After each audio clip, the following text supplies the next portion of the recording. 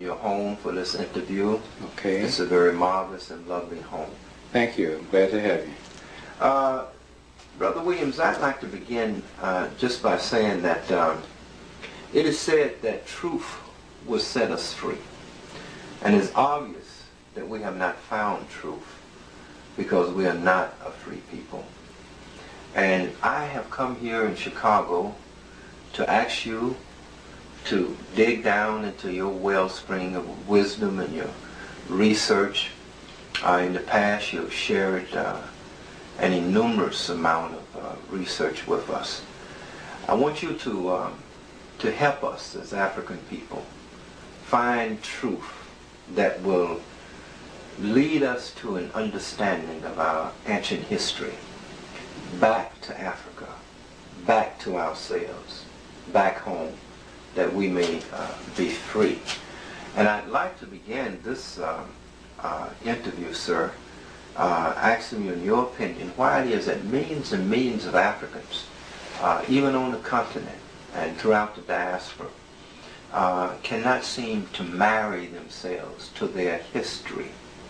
I know it's been presented to us in a distorted form, but why is it that we can't find our way back home?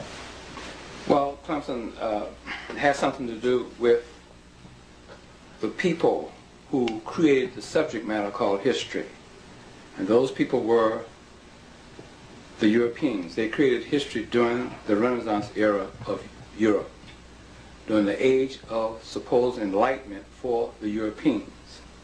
And we're talking about in the middle of the 16th century when the Renaissance for the learning process by way of literature and by way of a beginning organized school system for the Europeans, which was created in Europe, in Germany, for the very first time in world history. And in their curriculum, they created what is known as a subject called history. And as you know, whoever writes history controls history. So therefore, they wrote us as an African people out of history. And if they put us in history, they put us in history as a negative form or negative force. In other words, the only way that we can find our way back to our greatness is that we, as African people, have to claim ancient Egypt. Ancient Egypt is the only entity in the whole entire world that will give us back our greatness. So we, as an African people, we're going to have to find our way back to ancient Egypt. And in so doing, you will find our greatness, which is lying unclaimed in the continent of Africa. And the second thing that's blocking us from understanding our history is that we're going to have to divest ourselves of all religions. Religions has divided us spiritually, mentally, and otherwise. So therefore, we're going to have to divest ourselves of all religions.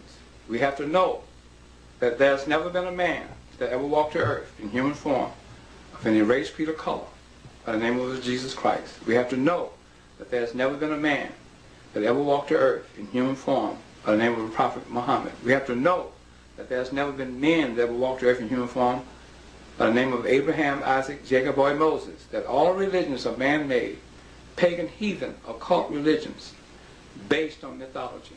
We're going to have to understand that. In order for you to understand anything about these religions, we're going to have to know ancient history. And in so doing, you will uncover the true facts about these man-made religions based on mythology. The third thing we're going to have to do is that we're going to have to understand that man created these religions, and in so doing, man created God.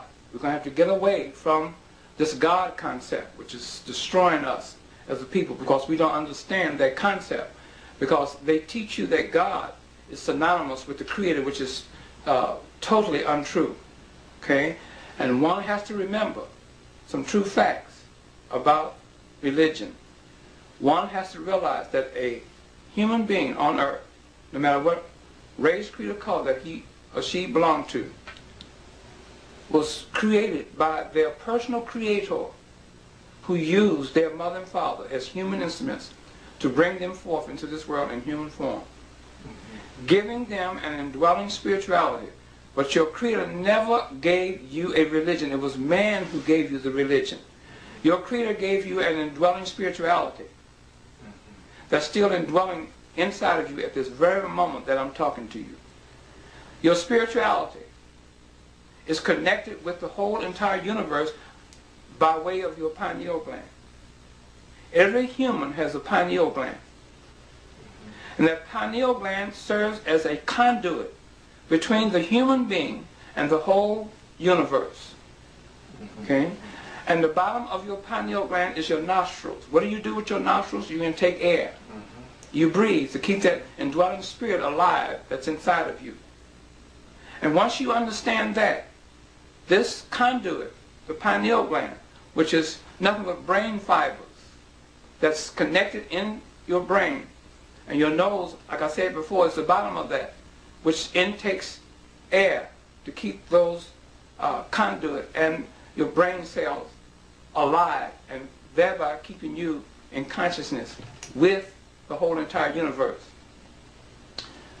This pineal gland serves as a conduit to connect you with your Creator. It serves as a receiver and a sender.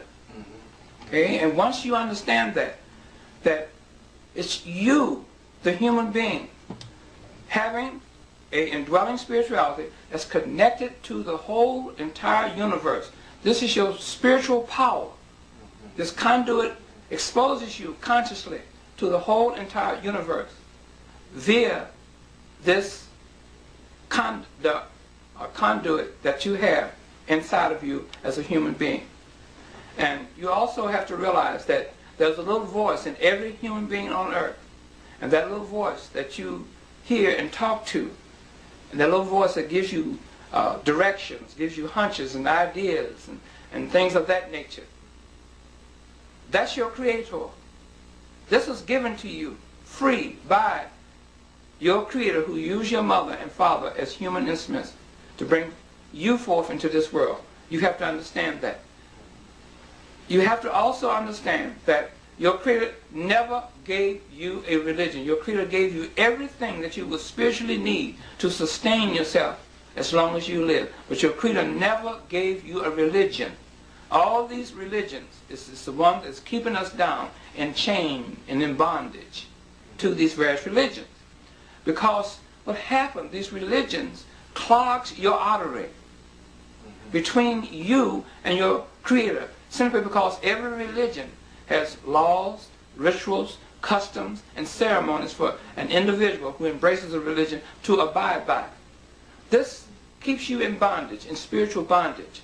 You were born spiritually free. You were born free of that until your parents or someone introduced you to a religion that you know nothing about. Anybody who says that they are a Christian or a Muslim or black Hebrew Israelite or a Jew or Buddhist knows nothing about those religions. You see? So one has to realize that. And then also one has to realize that there are four things that keep all religions together. Or there are four things which is the glue that keep all religions together.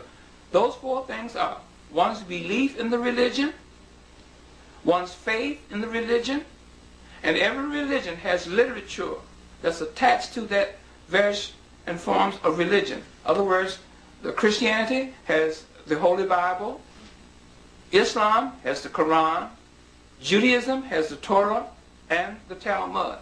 Those are religious literatures that's connected to these various religions, the three major Western religions. And the fourth thing that keeps these religions together is fear. They teach you by way of fear. They make you afraid to not to believe in these religions. And this is wrong. Also, I mentioned to you that that little voice inside of you is your personal Creator that you are in contact with 24 hours a day, 365 days a year, 7 days a week. Okay? Now, what happens is that since man have created a religion and not your Creator didn't give you a religion, your Creator gave you an indwelling spirituality. But man created a religion, and also with every religion there's God attached to it. Okay, every religion has a God. Christianity has this European, this dead white man on the cross.